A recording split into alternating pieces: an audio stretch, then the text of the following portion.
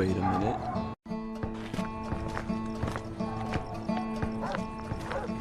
Do you hear that? It's two different dogs barking in the background of Dark Carnival's motel in the opening of Left 4 Dead 2.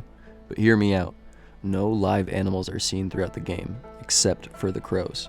You can see as Francis spots the witch, a flock of crows head straight towards his face. Other than the dogs barking in the Left 4 Dead 2 intro, there's a couple more things other than just the crows that give us in-game clues.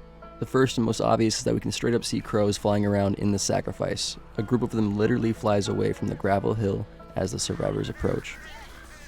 Now, this clearly answers the question that other mammals are capable of surviving whether the virus is airborne or not, and this means that they might not be infected. But could they also be carriers of the green flu, or are they just immune to the virus altogether? The first possibility is that they too have largely been affected by the green flu. The main thing supporting this is the existence of two scrapped infected from Left 4 Dead, the zombie dog, an infected canine, and the hell dog, an infected boar. However, since they were scrapped from the game and there's no other evidence of infected animals, this seems the least likely possibility. The second being that they weren't really affected by the fall of humanity and still exist but aren't seen in game.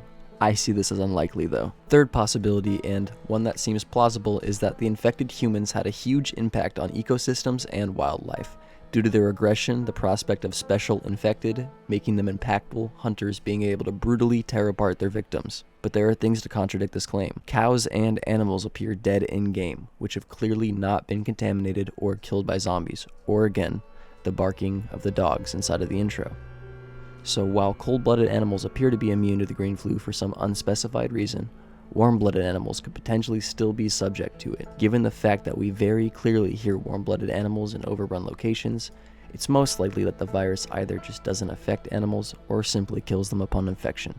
However, going back to my original claim that animals can be carriers, given that the virus is highly infectious and constantly changes the way it transmits, any animal within overrun areas that could get infected would be guaranteed to get infected, since that's how it managed to spread so rapidly among people.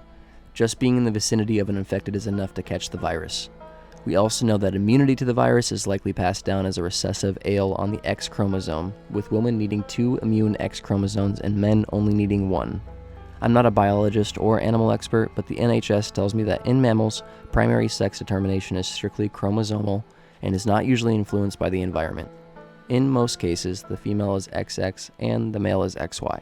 So it doesn't seem far-fetched that the animals we see alive are immune to the virus, with the remaining majority of non-immune animals simply dying when infected, rather than turning into a zombie-like creature. We heard from Rochelle in Swamp Fever that she had reports of the virus spreading through mammals, but she claims that she has no idea if it's true or not.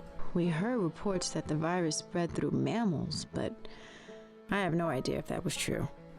Anyways, that's the end of the video. If you guys have any comments or questions, just leave them down below. Thank you so much for watching this video. I want to give a huge thank you to AJC_10_29 on Reddit for asking the question, what happened to animals and wildlife in the Left 4 Dead universe on the Reddit page?